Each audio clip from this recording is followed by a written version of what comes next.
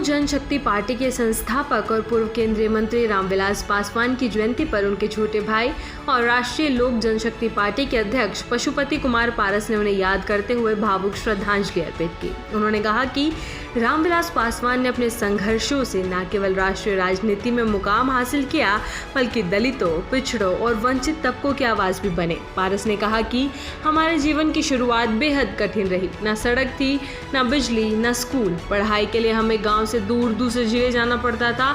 2 नदियां पार कर बोरा लेकर स्कूल जाते थे और जमीन पर बैठकर पढ़ाई करते थे। उन्होंने बताया कि दोनों भाइयों ने दरभंगा से पढ़ाई की और फिर खगड़िया से स्नातक किया। इसके बाद पटना आकर रामविलास पासवान ने पीजी में एडमिशन लिया। लेकिन इस बीच 1969 में हुए मिड टर्म चुनावों में रामविलास पासवान पहली बार बिहार विधानसभा के सदस्य बने। हालांकि 1972 में विधानसभा भंग हो गई और वे जयप्रकाश नारायण के आंदोलन में कूद पड़े। आंदोलन के दौरान उन्हें नेपाल जाना पड़ा और आंदोलन की समाप्ति के बाद जेपी के आदेश पर उन्होंने हाजीपुर में 1977 में लोकसभा चुनाव लड़ा, जहां उन्होंने रिकॉर्ड मतों से जीत दर्ज की। वे हाजीपुर से 9 बार सांसद चुने गए। रामविलास पासवान के योगदानों को याद करते हुए पारस ने कहा, उन्होंने 1989 में पहली बार श्रम मंत्री के तौर पर केंद्र में जिम्मेदारी संभाली। अपने राजनीतिक जीवन में उन्होंने 6 प्रधानमंत्रियों के साथ काम किया।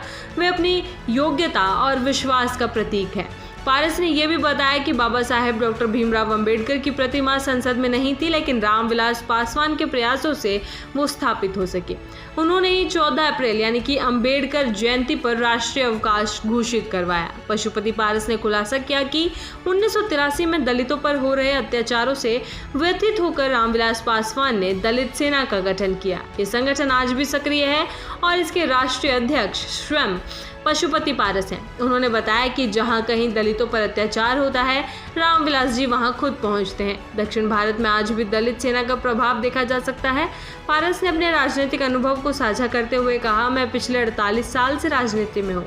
7 बार एक ही विधानसभा क्षेत्र से विधायक रह चुका हूँ। संगठन को खड़ा करने का काम मैंने किया है और भाई साहब यानी कि रामविलास पासवान का मुझ पर विश्वास था। उन्होंने आगे कहा कि आने वाले विधानसभा चुनावों में आरएलजेपी पूरी ताकत के साथ चुनाव लड़ेगी। महागठबंधन के साथ सीट बंटवारे की बात चल रही है और जल्द ही इसका ऐलान कर दिया जाएगा। पशुपति पारस ने राष्ट्रीय जनतांत्रिक गठबंधन पर गंभीर आरोप लगाते हुए कहा कि हमारे पास 5 सांसद थे, लेकिन हमें एक भी टिकट नहीं दिया गया। ये खुला धोखा है, इसलिए हमने एनडीए छोड़ने का निर्णय लिया है और अब महागठबंधन के साथ मिलकर चुनाव लड़ेंगे। नीतीश कुमार पर हमला बोलते हुए पारस ने कहा कि बिहार की सरकार अब बीमारू हो चुकी है।